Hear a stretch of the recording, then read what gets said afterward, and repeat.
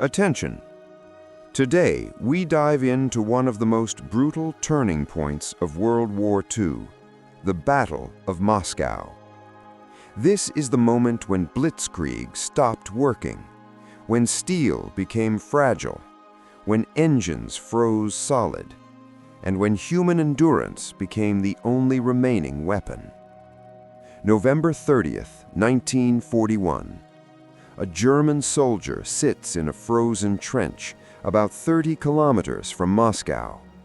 He raises his binoculars, and for a moment it feels unreal. Through the pale winter haze, he can see the city. Towers, rooftops, the distant outlines of buildings. So close. But there will be no final push. The thermometer shows minus 42 degrees Celsius. This is not just cold. At this temperature, machines stop being machines, and the human body stops obeying its owner. Fingers go numb. Metal burns the skin. Breathing becomes painful work. Next to the trench stands a Panzer III, the pride of German industry, the backbone of the blitzkrieg. But now it looks less like a weapon and more like a steel coffin. The engine is dead. The oil has turned into solid mass. The tracks are frozen to the ground. Operation Typhoon, the final strike meant to capture Moscow and end the war before Christmas, is turning into a slow, merciless disaster. In headquarters, officers still speak of one last effort. At the front, soldiers think about only one thing: how to survive the night. And here the real question appears, the one that defines this entire story. How did the strongest army in the world reach the gates of Moscow and suddenly stop as if it had hit an invisible wall? To answer that, we must go back a few months, to a time when Berlin believed the war was already won. June 1941. Germany launches Operation Barbarossa, the largest invasion in history. 3 massive army groups strike the Soviet Union simultaneously. The speed is shocking. German forces advance 40 to 50 kilometers per day. Entire Soviet armies are encircled and destroyed. Minsk falls in days, Smolensk in weeks. Kyiv is surrounded, Leningrad is cut off. In Berlin, euphoria reigns. German generals are not debating if they will win, only when. Some already discuss a victory parade on Red Square. Chief of the German General Staff, Franz Halder, writes in his diary, "It is no exaggeration to say that the campaign against Russia has been won in 14 days." That confidence defines everything. Germany plans this war as a short campaign. No winter clothing in sufficient quantities, no cold-resistant engine oils, no preparations for extreme temperatures. One German general later admitted, "We studied Napoleon's campaign, but we believed we were smarter, that technology and organization would save us." That belief became the foundation of disaster. Because while German armies advanced, something else was moving too: time. And time was working against them. On October 2, 1941, Hitler orders the start of Operation Typhoon, the final assault on Moscow. Nearly 2 million soldiers, 1,800 tanks, 14,000 artillery pieces, the largest battle of the war so far. At first, it works. Soviet forces are encircled near Vyazma and Bronsk. Hundreds of thousands are taken prisoner. The road to Moscow appears open. Then, on October 7th, the rains begin. Russian autumn turns roads into rivers of mud. German vehicles sink to their axles, tanks bog down, supply trucks disappear into the mire.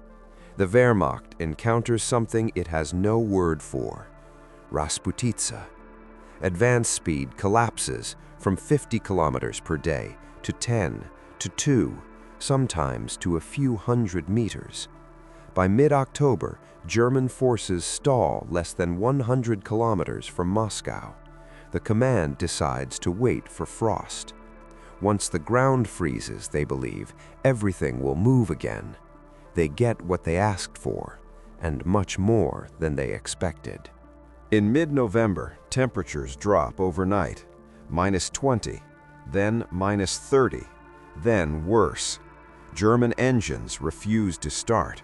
Oil thickens into sludge. Transmissions lock up. Batteries lose most of their power overnight. Tank crews light fires under their vehicles, burning furniture, doors, anything that will burn.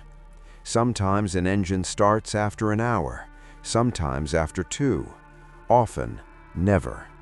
Entire tank units turn into frozen scrapyards. Infantry weapons fail, lubrication freezes, machine guns jam after a single burst, artillery recoil systems crack, anti-recoil fluids freeze solid. Vehicles are abandoned by the thousands. But the most vulnerable element of the German army is not steel, it is flesh. German soldiers wear standard uniforms, thin boots, no insulated gloves, no winter coats. At -40, this is a death sentence. Frostbite spreads rapidly. Fingers, toes, faces, legs. Field hospitals overflow. Amputations are constant. Anesthetic runs out. Surgeries are performed without painkillers. By late November, for every German soldier killed in combat, 6 are incapacitated by frostbite. Men fear sleep more than enemy fire, fall asleep and never wake up. Bodies are found frozen in sitting positions, curled against walls, pressed together for warmth. The army is no longer fighting, it is surviving. And at this exact moment, something changes. On the other side of the front, preparations are complete. At -42 degrees Celsius, the Red Army launches a counteroffensive. Fresh divisions arrive from Siberia and the Far East. Soldiers trained for extreme cold, equipped for winter. Their tanks start, their weapons fire, their artillery works. German positions collapse. Frozen panzer divisions cannot respond. Infantry units retreat in disorder. For the first time in the war, the Wehrmacht is forced backward. The myth of invincibility shatters in the snow outside Moscow. German losses are staggering. Over 200,000 frostbite casualties, tens of thousands permanently disabled. Up to 75% of tanks lost, not in battle, but to cold. Vehicle fleets destroyed, 80% of horses dead. Supply collapses. Morale collapses. German soldiers realize the war will not end soon. Some break psychologically. Some take their own lives. Blitzkrieg is over. Inside Moscow, life is brutal but determined. Factories work around the clock. Women and teenagers replace men at machines. Food is rationed. Homes are cold. On November 7th, 1941, with the enemy near, a military parade marches through Red Square.